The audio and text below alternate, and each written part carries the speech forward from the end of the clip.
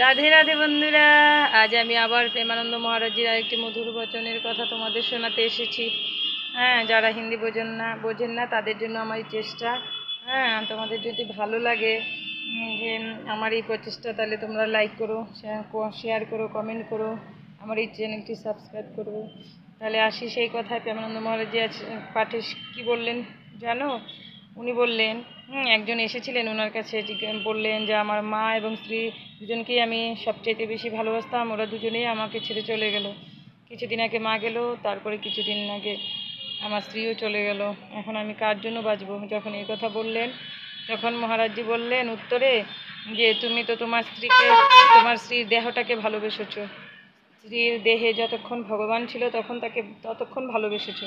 যখন সেই দেহ থেকে ভগবান চলে গেছেন, তখন তো তাকে নিয়ে পুড়িয়ে ফেলছো। মাকেও তো ঠিক সেইভাবেই ভালোবেসেছো। তাহলে আসলে সত্যি ভাবলে ভগবানকেই ভালোবেসেছো। তাই এখনও ভগবানকে ভালোবাসো।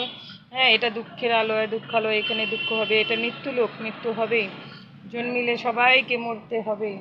হ্যাঁ, প্রেমানন্দ মহারাজ এভাবে সুন্দর করে বুঝিয়ে দিলেন। তাই একমাত্র ভগবানকে ভালোবাসো। হ্যাঁ, তাহলে জীবনের মৃত্যুকেও তুমি জয় করতে পারবে। মৃত্যুতে তাহলে আর ভয়ও আসবে না, শোকও আসবে না। রাধে রাধে। প্রেমানন্দ মহারাজ জি কি জয়।